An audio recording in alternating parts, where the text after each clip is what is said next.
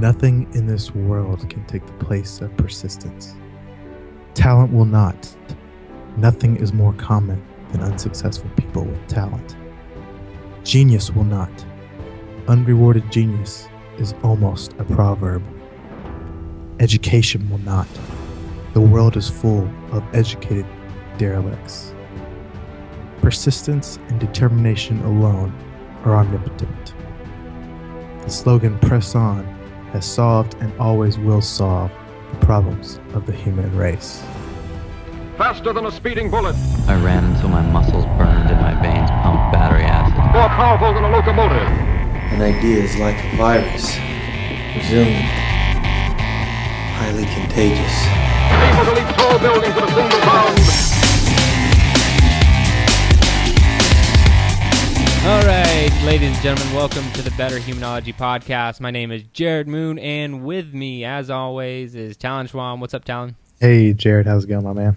It's going great. Excited to do the podcast. It's a great time, man. It's almost Christmas. We're rolling into a new year. Just a lot of fun things, a lot of good times. My kids love Christmas. They're like obsessed with it, which is awesome. So it's a lot of fun right now. Yeah, this will be my daughter's very first Christmas, so I'm pretty excited too. So yeah, it's always a fun time of year around the holidays, right? It's like new beginnings, new year coming.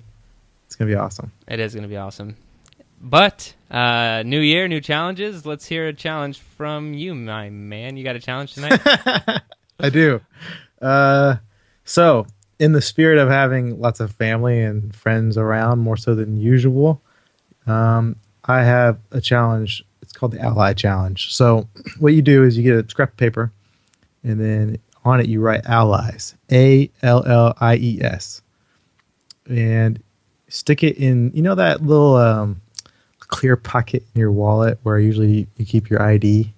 Yeah, my wallet doesn't have one, but I know what you're talking about. Oh, come on. You ruined it for me. Most people have one of those. Like, you probably have one, you just took it out. Anyway, stick it in front of your ID so that when the first thing you do when you open your wallet up is you see the word allies. Because for this next week, what I want you to do, all of us to do, because I'm going to do it as well, is try and think about the people that you come across, the people that you're around, the people that you meet as allies in your life. So if you don't carry around a wallet, you can write on your hand. I'm probably going to write on my hand. Or, inside your eyelids, wherever, just wherever. Because what I want you kind of do with each person that you interact with, each person that you have, conversation with, is kind of think about. It doesn't have to be, don't lose yourself in the middle of the conversation, but maybe later or after, if you're going to be around them, is think about these kind of two questions. One is, what's one thing that you can do to help them be more successful in that week? So, if they need maybe some words of encouragement, or a compliment might really do them a lot of benefit that week, or maybe they need a hand with something or a favor, those kinds of things. And then for the second part is think about maybe what's one way that they could help you achieve what you want to achieve this week. So things like you can ask them to help remind you to do something, or you can ask them to help you with something, or come along with you to do your workout with you or something like that, because then you make everybody around you better, not just yourself. So help others and help yourself to remind yourself that everybody can be allies. I love it, man. Getting in tune with the people. Yeah. All right, dude. So I'll throw down some challenges. I know people are. It's not always an easy week here, for people to have. No, it's not, man. It's it can be hit or miss. Yeah. All right. So my challenges. I know people are traveling this week on the road. So my fitness challenge this week will be an easy one, simple one, no equipment required, and we're gonna go with a burpee broad jump. I don't think I've done this on the podcast before. A burpee broad jump, 200 meters, and so it's simply do a burpee, and when you normally jump straight up, you're gonna jump as far forward as you can, and so the further you jump, that's actually the quicker you get 200 meters done. So that's your incentive to try as hard as you can. Pretty simple one there. Mental toughness challenge is going to be practicing a new skill. We've done something like this before, but I want you to specifically practice juggling, because I think juggling takes a lot of discipline, and also it causes a lot of frustration, and that's what I'm Yeah. that's what I'm looking for. I want you to get as frustrated as possible and just handle that, deal with it, but still learn a new skill. So I think it's the neuroplasticity that we've talked about on the show before. Mhm. There's that benefit, but there's also the dealing with yourself and being a better human being in the process of learning a new skill. I think is really challenging and good for you in building mental toughness. All right, and then lastly, the book recommendation, and I have to throw an asterisk on this one. So the book I'm recommending this week is The 10X Rule by Grant Cardone. And Grant Cardone, really successful entrepreneur, but man, he is just like, it's like he's on like cocaine 24/7. He's just, I don't think that he actually is. He's just like, man, he's like on speed. He's just moving 1,000,000 miles a minute. You know, he's just really crazy. And so the 10X rule, his kind of method of the 10X rule is just like, really, you break it down as just extremely hard work ethic. And I agree with a lot of what he says in the book, but I also think that he goes a little bit overboard. But at the same time, I think that there are too many people not going overboard enough. And so that's why I like to recommend this book. If you want to know what real work ethic looks like, or maybe you think that if you're curious about where your work ethic stands, this guy, I think that should be your benchmark for work ethic. And if you, read it, and I'll just say that it's your benchmark. But we're going to cover tonight in the podcast the 10X method, which is not by Grant Cardone, and it's not in that book. So if you're like, if you like what I'm talking about tonight, it's not from that book. It's just in the spirit of the book that we're talking about this. Why is the book named 10X then? I don't understand. Well, 10X is just like a lot of people are like, we can 10X your life or 20X your life. You know, I think it's more gimmicky, markety type. Yeah. But it's also, it's appealing. You know, it's appealing. I mean, in the business world especially, because if you could 10X someone's business, that's awesome, right? Yeah. But the what I wanted to cover tonight as far as 10X is from Dan Sullivan. And Dan Sullivan runs a company called Strategic Coach. And he, very intelligent dude. And his method to 10X something is not just work your ass off. He has a very strategic approach. I really like it. I want to introduce it tonight on the podcast. And we can just kind of go from there. Okay. Sound good? Yeah, sounds good to me, man. All right, man. Let's hop into the 10X method. So, like I said, this is by Dan Sullivan, strategic coach, really like high-level thinker, helping people grow personally, financially. Like, you know, he's just all about helping someone become better, really. Right. And I heard him give this talk on the 10X method. I was like, man, this is fantastic. Got to bring on the podcast. And he talks about why he talks about 10X, and he doesn't talk about, the gimmicky side of things. He talks about kind of the why he doesn't want to double something or 2X something, and it's because he's like, that's not exciting. Like in your life, just to double something, it doesn't get people super excited. Like if you were to double your income, you'd be like, yeah, that's pretty cool. But if someone was like, how about 10X your income? You know, it's way more exciting. It helps people move the needle a lot more. And I don't know, he just talks about why he talks about 10X as opposed to 2X. But he doesn't expect 10X to happen in like 6 months. He's like 10X is like a big picture guy. He's like 10X is like a 25-year process. You know, like he's very realistic about the whole thing.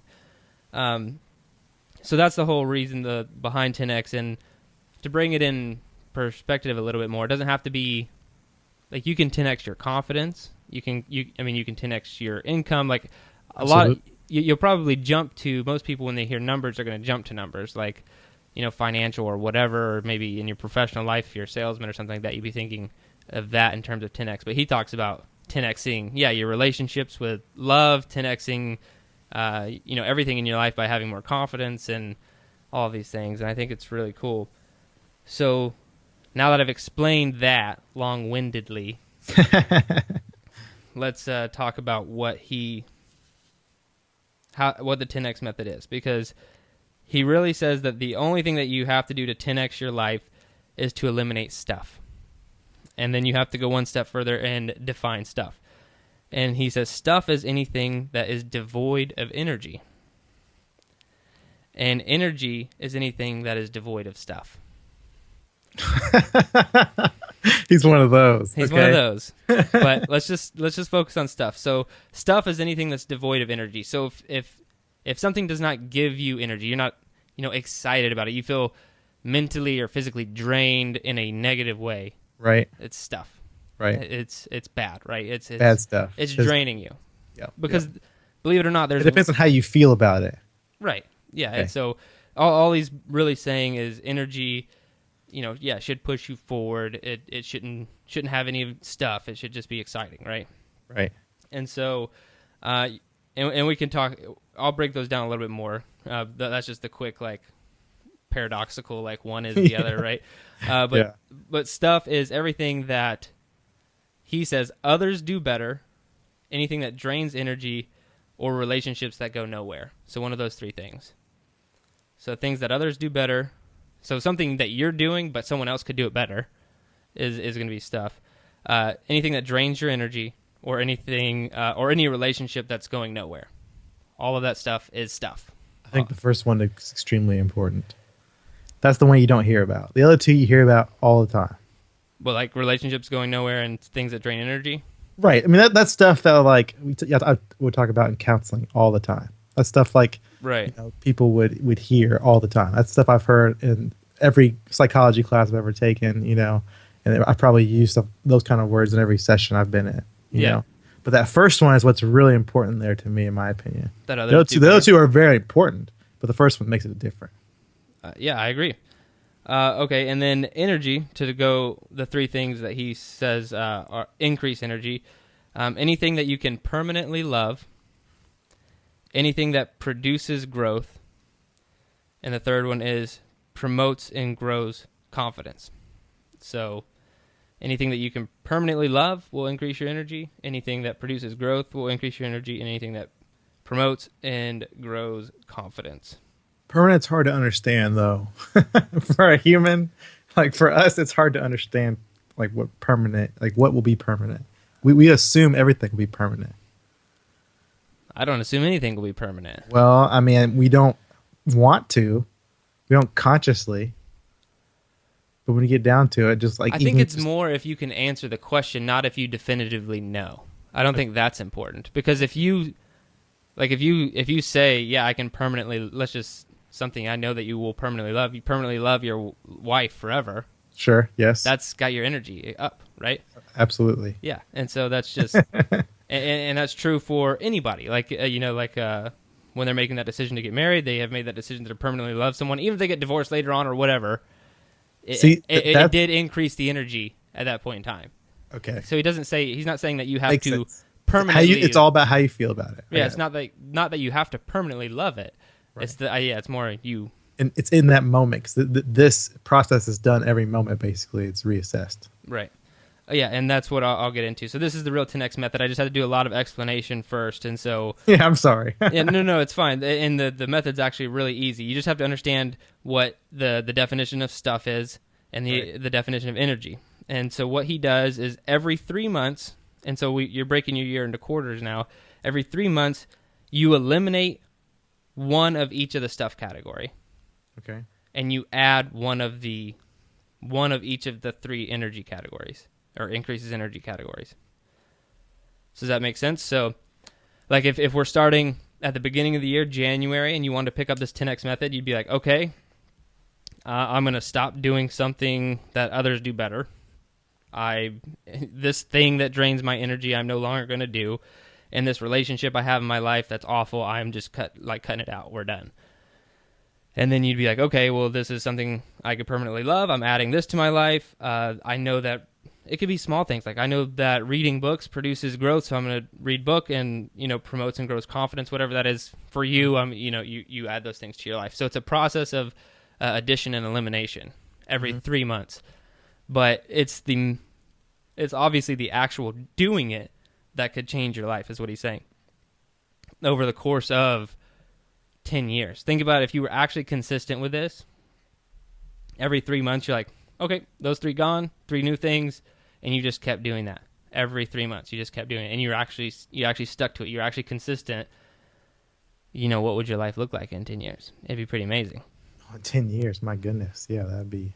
Yeah, so Information. So let's just bring it down to 1 year, doing it in 2017. That's kind of why I wanted to bring this up, because I was like, I think that this process, and that's the process. I have nothing else to like go into. That's his 10x method. He goes into a lot more of like, the things that specifically kill energy if people need more help, like envy kills energy, guilt kills energy, blame kills energy, zero-sum games kill energy, and then things that produce energy: gratitude, appreciation, creativity, cooperation, opportunity, ingenuity, exponentialism. So there's a lot more to that, but at the basic, it's taking those 3 categories out of your life every 3 months and adding 3 from the energy category. And I just think the concept's amazing, and it's a real way to improve your life, get better. So have you planned out any 3 things yet? I'm working on it. You're working on it. To be honest, I'm sure. To be honest, I am. It would be really hard for me, honestly. Yeah, I'm not trying to put you on the spot, really, because I was thinking about it even while you were describing it. And for me, I'm thinking like, okay, that's a lot of things siphoning through often. That's like every couple of months. So like you're cutting things out often, and it keeps you very aware, of how you're living and what you're doing, how things affect you, because you're always looking for, basically where to, make your time most useful and most happy. Yeah, and I think that's what I think is so cool about it, because it seems so simple. Like it's like almost like a no-brainer after it's explained to you, but it's like, no, but actually do it. Like, and I actually, at the end of every year, I sit down. I spend a lot of time kind of reviewing the last year, planning the next year, and getting ready. And this is something I'm doing starting in 2017, because I think it'll be really powerful.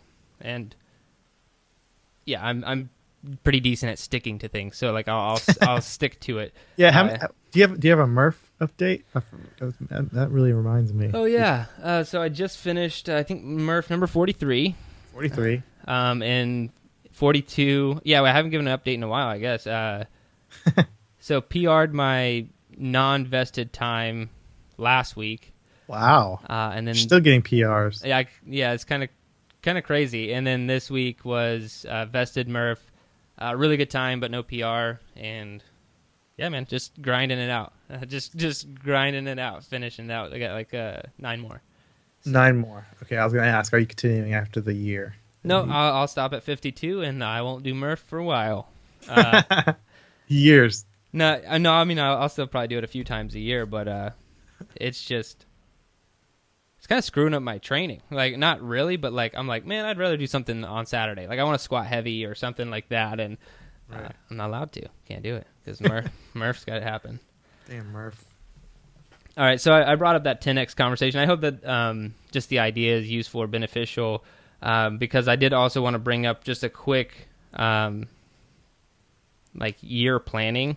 Do you plan your year? Like, do you sit down and plan the next year or set goals for the next year? This is the first year I'm going to be doing it. So, I talked about it in my challenge last week, and I've put myself to the challenge. I have not completely finished out my calendar yet, though.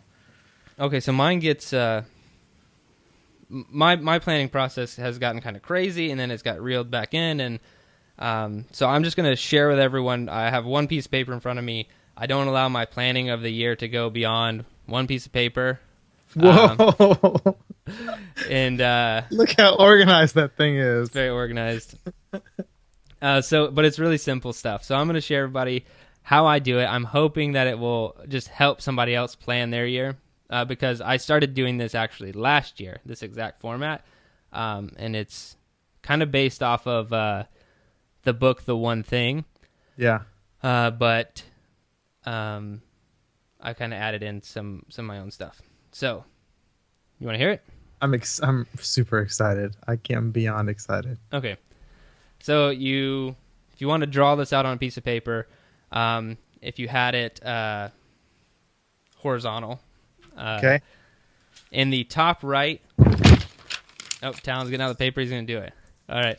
In the top right, you would write 1 year goals. Top right. Okay. And then on the left-hand side of the page, you'd write one thing. So now we'll go back to the right-hand side of the page where you wrote 1 year goals. Under that, you would have 4 rectangles. So 4 rectangles and then another 4 rectangles. So 8 total. It would look like this. Does that make sense? Yeah. Okay. And so one column is going to be, you would write in one of the rectangles, you'd write personal. And the other one you would write, you could write professional. And then so you should have 3 rectangles left under those 2 if you wrote in the things. So all that is really simple. You're going to have 3 personal goals for the year and 3 professional goals for the year. And so you can write in what those are. And then going back to the other side of the page, the left-hand side of the page, under the one thing, you have to decide on those 1 year goals first, those personal and professional goals. Okay. But then you have to do that. You have to decide on kind of what your one thing is. If you achieve this one thing, it would make everything else like not worth doing anymore because you achieved it. You know, it's obviously the one thing that you're after. All the goals, all the 1 year goals, doesn't matter. It almost like would shortcut it. So let's see if I could give an example. I mean, do you have maybe like a physical goal for next year, or like a training goal for next year? Sure. Not Bench press a certain weight, or no. I mean, yeah, maybe no solid goals yet on physical goals. okay. So say you wanted to lose 30 pounds. Sure, be more fit, right? So vague. Vague. Well, let's go with lose 30 pounds, right? So Oh my God, 30 pounds. not you. I'm just saying someone in. Yeah. So if you want to lose 30 pounds, your one thing could be. A marathon. It could be lose 30 pounds, could be your one thing, or your one thing could be just fixing your diet and being consistent with paleo diet. So You have a one thing for every goal. no, you only have one thing. That's why I would make it as big as possible. I tried to bring the example down to small to help understand it, but you can only have one thing. I mean, you can technically have one thing in any, like you could have one thing for personal and professional, obviously, but I'm saying I wouldn't have one thing for every single one of those. It gets really complicated. Okay. It already sounds like it's getting complicated. Trying to explain this over audio is terrible. So I'll speed this up. So you have your one thing. Under your one thing, you have 3 strategies, right? And all 3 of those strategies need to be linked to achieving your one thing. And then under those strategies, you have 5 tactics. Each of those strategies has 5 tactics, and each of those 5 tactics need to be in achieving that one strategy.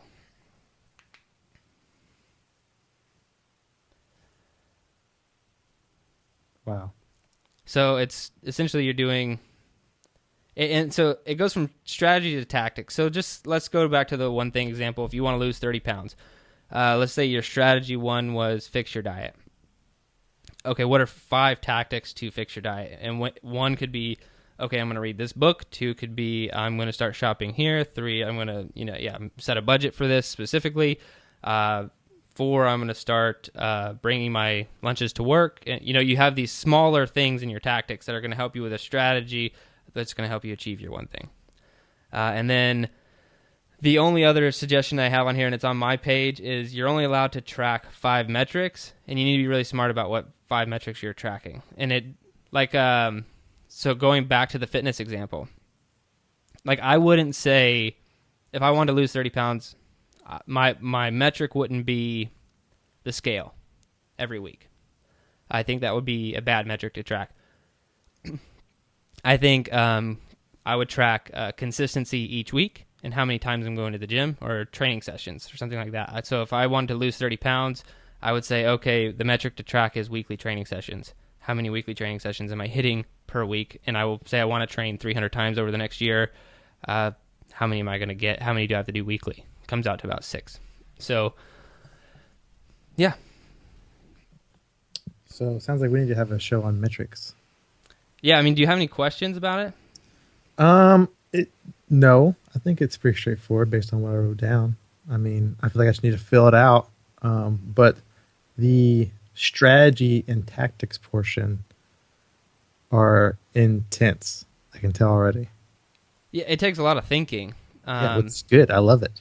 Yeah, I mean, the one thing will be the hardest thing for you to think of. And then after you have your one thing for the year, then the strategies become a little bit easier, because this is it's like brainstorming. You don't know 100% that this is going to get you to your goal, right?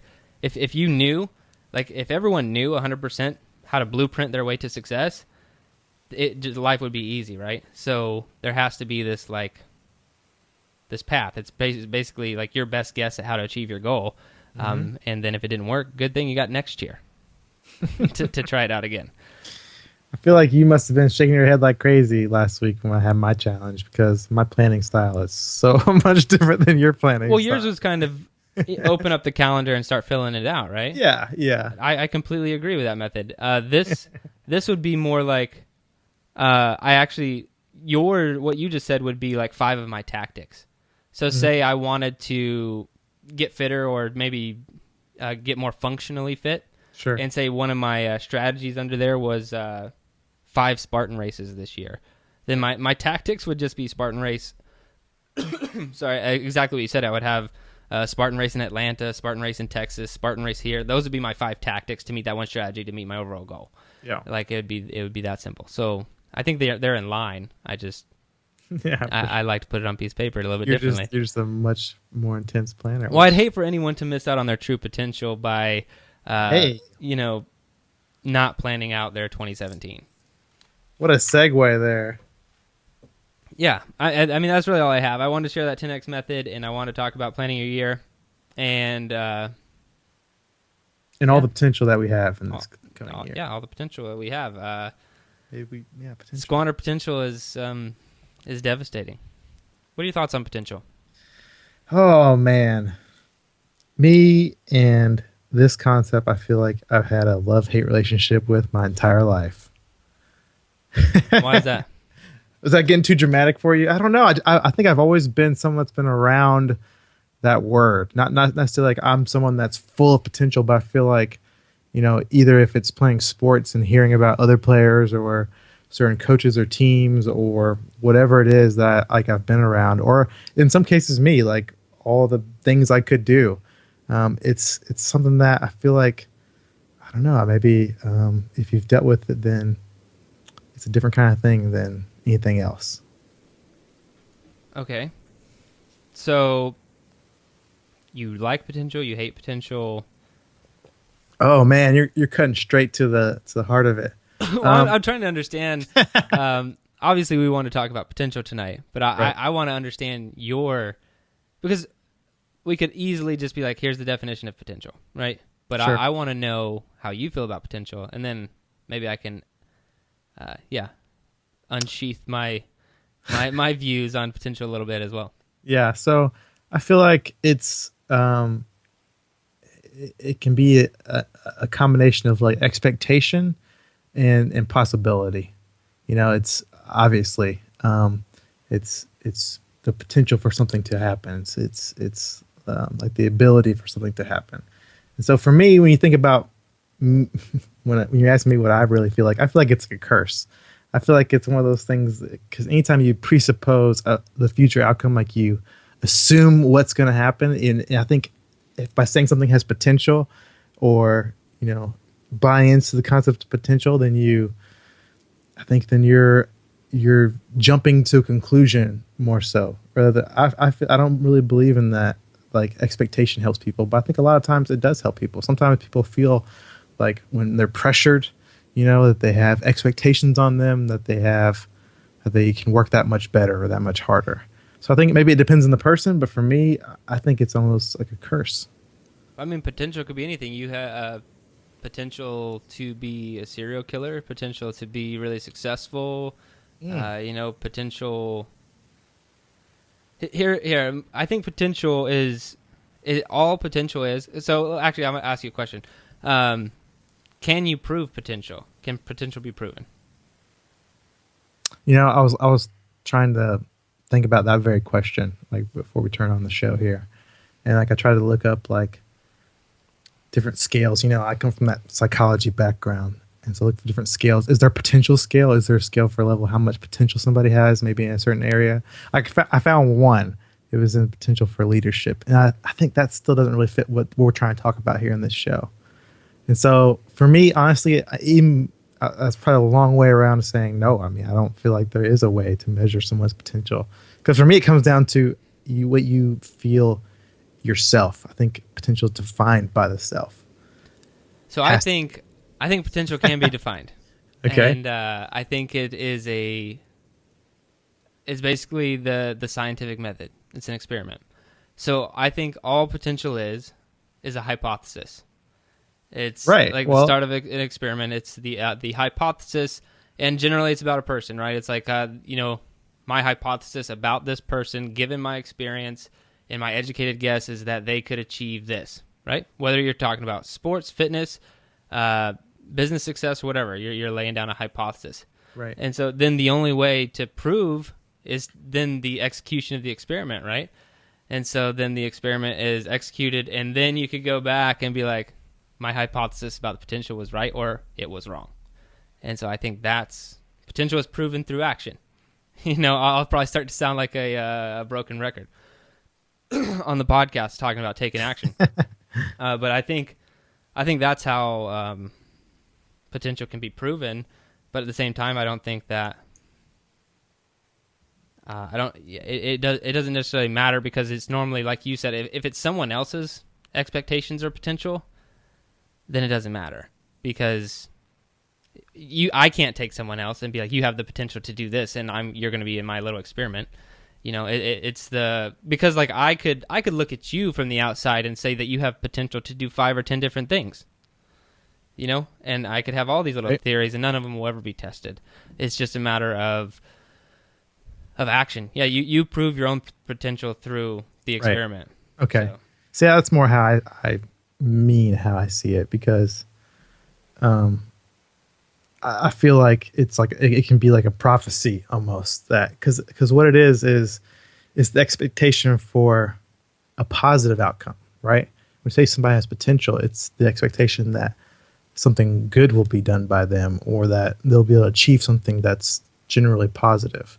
So that's the one thing. That's what I do like about potential. There is that it's expected that something good will come out of it, and so it's kind of that positive thinking thing as well. And I think that can breed into kind of action that that individual takes, or that person or team or whatever it is that has potential takes.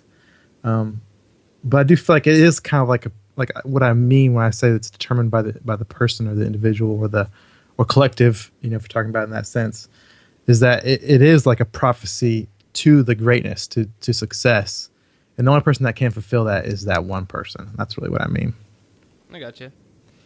It's almost, if you think about it though, like we talked about this, I think, on the phone or before we started recording, is like, so the only people determine your potential, right? You can't, and what potential is just based off of a set of skills that you have, or maybe you have a certain level of intelligence, and this is where people will be like, okay, you have a lot of potential. But generally, the person saying anything about potential has to be more successful than the other person, and whatever it is. It has to be, I'm a better basketball player, and I'm telling you I see potential in your ability to be a good basketball player, because I already know what that is.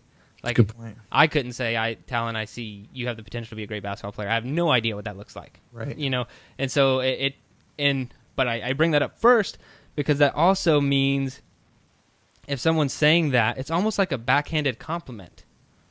You know what I mean? It's like, it makes you feel good for a second. This is how I always felt about it. It means you're not on my level. Right. But maybe you could be someday. That's what I'm saying. Like, and because I actually heard some of that stuff growing up, like, you have a lot of potential, whatever. And those were the thoughts I actually had back then. I was like, okay, like, screw you, man. But I'm already an awesome guy.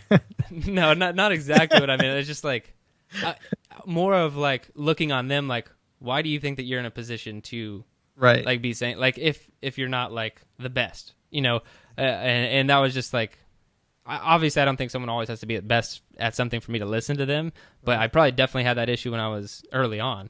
So if I had like a high school football coach who didn't do much telling me I had a lot of potential, I was more like offended at it than I was anything. I was like, dude, why are you, and this is just me revealing some issues I've obviously had over the years. Not how you should look at it, but this is I just when you said we were talking about potential, I was like, man, this is how I used to feel about potential. If anyone ever brought that up, I always kind of like, man, like, yeah, it's a backhanded compliment sometimes. Yeah. No, I think it's an awesome point to bring up. Because I really do feel like for it to be, I feel like so many people say that people have potential, and maybe they don't know what it is in that area, and so that's why it's got like, because I got a negative connotation for potential too. So me and you both look at it in that kind of way, like, it's not something that's desirable to be a tag on you. Yeah, because either it does put a false expectation or some sort of expectation that maybe you don't even want, or it's just the other person being cocky. Or it reminds you your place, right? And like somehow it's beneath somebody because your potential to be, you have potential to be better, but you're not there yet. Right. Yeah. Exactly. That's what I was saying. Exactly. That's and when someone says that you have potential, it's a nice way of them saying that you're not trying as hard as you should. That's exactly what that means. So would you say potential is a gift or a curse? I don't think potential is a real thing. This is not even existent. No, maybe we should have started there. Potential is just someone's opinion. There's nothing that gets put together that's real potential. Potential is just, because think about it. The quote you read at the beginning, it's like, talent, unrewarded talent and educated derelicts and all that stuff it's so true. It's so true. Like, there's no, like, if, okay, well, you're extremely talented, you have really good education, man, you have a lot of potential, but then you do nothing with it. Okay, like, what was this potential that I can't hold or feel or touch, and I'll always go back to, that's where it's only going to matter the action. And that's why I read a quote for last Thursday's short from The Law of Success, and it talks about a very similar principle. And it was like, yeah, there are a lot of really educated people or really smart people who never take the action. They're not doing anything, so they can't, they have nothing to stand on. And so that's all that matters, because potential is not this like it's not formulaic. It's just I guess as a society you kind of determine what touchy-feely. Yeah, it would be like, okay, if you're educated and you have these skills, then you have potential to do this or be successful. Or in basketball, if you are, I can't even name one. You're fast. you can pass the ball well. Like I could see very easily, if I was coaching someone to do like Olympic lifting, we've talked about this before, I can get them to do a few drills and be like, okay, you have the potential to learn this, you don't. And I mean, everyone can learn it. I just mean like quickly. Like, you can learn this in the next 20 minutes. We're going to have to work with it for a few days. And so, yeah, you can see that kind of potential, and I think that that's more realistic. But when you bring it to the big level of like potential in life, I think it gets way more convoluted. I think you also bring up a good point talking about the show from last week, because I feel like absolutely potential expects action for the potential for its prophecy to be fulfilled, right? For you to meet your potential. And so it kind of reminds me of our laziness talk, like last week's show. It's like potential is kind of the lack of action until it's fulfilled, right? So it's kind of the vice versa, where it's like the yin yang, where potential is expecting greatness, but at the same time, it's not anything at all until you take the action and do it yourself. So when I was thinking about it, I was almost kind of like potential. It's like just possibility, really, and it's more about, it comes down to each individual or collective's capability to fulfill it. I completely agree with that, because that's what potential is. It's a possibility. It's what could happen. It's an assumption. I mean, potential requires no action. Potential is just an opinion. It can't be proved through fact. Like I said, it has to be. It's more like an experiment. A hypothesis about potential can be made, and you can act and assess and analyze, then if you see, you can see if your original hypothesis was correct, thus proving potential. Like that's the only real way to prove potential is through action. And you know that I love some action. I'm all about that action. Yes, we do. Wait, what was he talking about? Well, All right, man. is that all we have? I guess so. I think the takeaway here is take action. Take action. Don't rely on your potential. Even though the new year has tons of it. Yeah. All right, peace. Thanks, guys.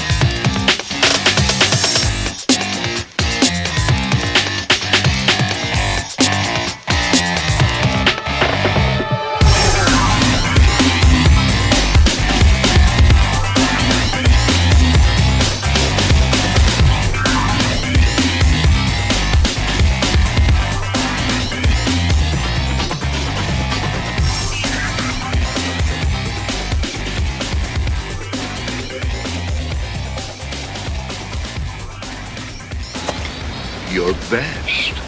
Losers always whine about their best.